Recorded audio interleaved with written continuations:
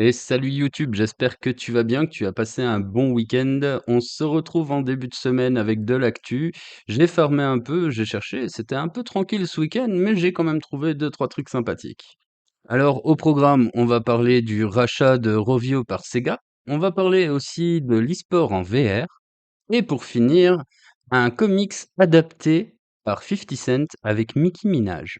Et allez, on attaque sans plus tarder avec le sujet qui a affolé toute la presse spécialisée dans la finance ces dernières heures. Je veux bien entendu, ça se dit? Ouais, je crois, hein. Ouais, je suis même plus sûr. Euh, je veux bien entendu parler du rachat de la firme Rovio par le groupe Sega. Alors Rovio, c'est quoi? Eh ben, c'est ni plus ni moins que les papas derrière Angry Birds. Angry Birds qui était au centre de l'actu il y a encore de cela quoi, un mois à peu près, pour avoir retiré Angry Birds classique du Play Store. Et là, on vient d'apprendre la nouvelle. Sega devient le futur propriétaire de l'éditeur. Alors, ça avait été plus ou moins teasé par le Wall Street Journal qui estimait ça encore hier à un rachat à 1 milliard. Et en fait, ça a été concrétisé aujourd'hui et annoncé officiellement par le groupe. Le rachat sera effectif d'ici cet été pour la modique somme de 775,8 millions d'euros. Non, de dollars. Alors ça fait que confirmer la position de Sega dans son développement sur le mobile. Il détient quand même pas mal de franchises qui ont fait le succès et le renouveau de l'éditeur sur les plateformes mobiles justement. On peut parler de Hatsune Miku ou encore de Shin Megami Tensei pour ne citer que. On peut parler d'i- on peut parler d'Hatsune Miku ou encore de Shin Megami Tensei pour ne... c'est un truc de fou. Donc, alors Sega confirme sa position majeure dans le développement mobile. Ils sont déjà à la tête de franchises qui ont redressé le groupe, hein, on peut le dire.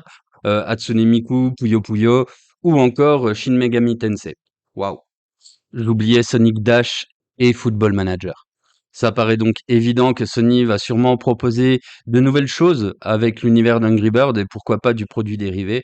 On sait qu'Angry Bird a une politique au niveau des microtransactions plus qu'agressive. C'est ce qui fait le succès et le désarroi de ce jeu. On verra ce qui... Oh, pourquoi? Je sais pas. Ok. On verra ce que ça donnera par la suite. Actu suivante. Alors, comme vous le savez sûrement, l'univers de la VR et tout ce qui touche le méta en général ces derniers mois, si ce n'est cette dernière année, a été assez chaotique. Force est de constater que Facebook, aka Meta, a eu du mal de se sortir de la tourmente avec de fausses promesses et des teasers qui nous envoyaient du rêve. Or, ce n'était pas le cas. Il n'empêche que le monde de la VR se porte plus ou moins bien. Alors, ce n'est pas grâce à Meta, mais des acteurs sont en train d'essayer de faire changer les choses. On peut penser aux constructeurs comme Big Screen qui propose son futur casque VR de la taille d'une paire de lunettes. On en parlera sûrement dans une prochaine chronique. Mais là, on va se concentrer sur le domaine de l'e-sport. En ce moment, sur Twitch, on peut suivre la compétition EVA, qui est une compétition e-sport d'un fast FPS qui se joue en arène et en VR. Alors ce projet a quelques années déjà, mais il commence à se démocratiser. Déjà pour commencer, il se joue dans des salles qui sont dédiées, qui sont ouvertes par la franchise. On peut en compter une vingtaine actuellement en France, quelques-unes en Belgique et deux qui viennent d'ouvrir au Texas, aux États-Unis.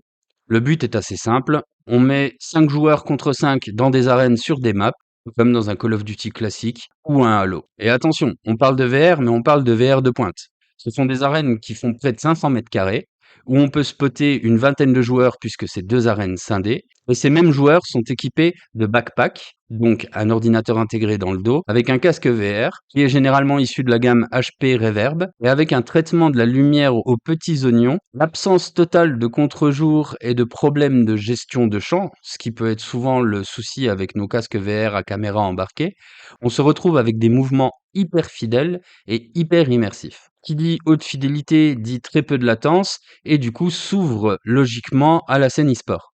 Donc comme je vous le disais, on peut voir en ce moment sur Twitch la compétition qui se déroule entre les poules d'équipes françaises et ce qu'on peut dire c'est que c'est assez impressionnant. Il y a de vrais efforts de com qui sont faits autour des événements. On peut retrouver des commentateurs qui sont dédiés à l'event. Ça fonctionne sur des formats classiques en BO3 et il y a pas mal d'actions, je dois l'avouer. Alors étant fan de la VR et de l'univers, j'ai été assez curieux de regarder, j'ai approfondi un peu mon visionnage. Je ne connaissais pas Eva jusqu'à préparer cette chronique, je vous l'avoue. À la base, EVA, pour eSport Virtual Arena, était avant tout un complexe dédié au VR, mais qui n'avait pas spécialement l'ambition, dans un premier temps, de se développer sur l'e-sport, mais plus de le faire connaître au grand public, pour motiver la franchise à se développer et proposer des aires de jeu. À l'heure d'aujourd'hui, ce sont des véritables complexes où on peut trouver snack, mais aussi billard, baby-foot, avec un côté un peu spectateur, comme on pourrait le retrouver dans les Laser Quest, par exemple. Leur nombre de spectateurs sont en constante hausse. On atteint des pics à 3000 spectateurs en ce moment sur Twitch. Et les joueurs pros, car oui, qui dit e-sport dit joueurs pros, commencent à se faire un nom dans le domaine. Ce qui est relativement cool avec le principe, c'est que si vous habitez pas loin d'une de ces salles, vous pouvez très bien louer votre session pour pouvoir aller jouer et profiter, à savoir qu'il n'y a pas que du compétitif. Il y a un mode zombie à la manière d'un Black Ops où on va éliminer les vagues et où on va avoir un leaderboard où on va essayer de rester en vie le plus longtemps possible. Il y a aussi un mode story autour du jeu After H qui est en fait le jeu dominant proposé par Eva. Et bien sûr, qui dit e-sport dit des saisons. Là, ils sont partis pour 5 mois de compétition et à la fin, il y aura la méta qui tournera, car oui, il y a une méta aussi, où on ajustera les dégâts des armes et où on peaufinera certains détails sur les maps.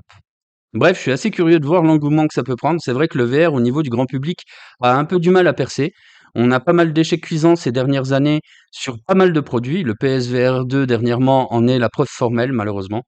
Et si des acteurs comme Eva, qui jouent la carte de la transparence et de la qualité, arrivent à percer dans le marché, il se pourrait qu'on commence à avoir d'autres propositions. En tout cas, si tu aimes la VR et que tu trouves ça intéressant, partage-le dans les commentaires, ça fera toujours plaisir.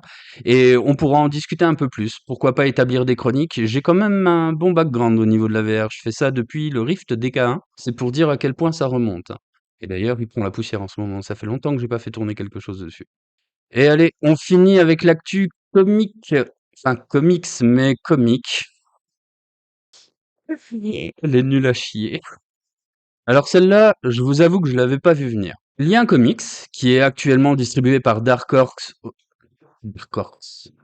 Le comics dont on va parler est distribué actuellement et édité donc par Dark Horse. Il s'agit de Lady Danger. Et Lady Danger a trouvé un casting pour une future série et un producteur. La série, nommée Lady Danger, Agent of Booty, aura comme actrice principale Nicki Minaj. Et oui, je vous vois venir. Agent of Booty, Nicki Minaj. Hmm, ça vous fait forcément penser à Bureau of Organized Terrorist Intervention. Et je l'ai fait sans l'accent anglais, histoire qu'on reste dans le Frenchy. Alors, petite remise en contexte.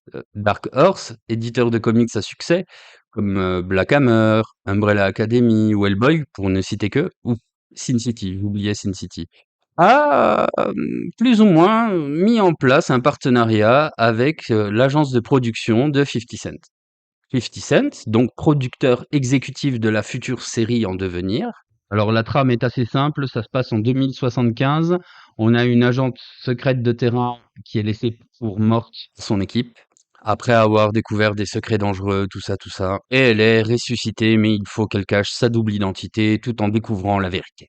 Hypnose simple, efficace, je l'espère. Alors, j'ai pas eu la chance de mettre la main sur le comics puisqu'il n'a pas encore été traduit en VF et il est distribué uniquement aux États-Unis. Alors, petite chose à préciser, à première vue, ce serait quand même une adaptation animée, hein, donc on n'aurait pas des acteurs en direct. Je pense qu'on tournerait autour de quelque chose qui se rapproche d'Invincible pour ceux qui connaissent. Et si vous ne connaissez pas, je vous invite à découvrir Invincible.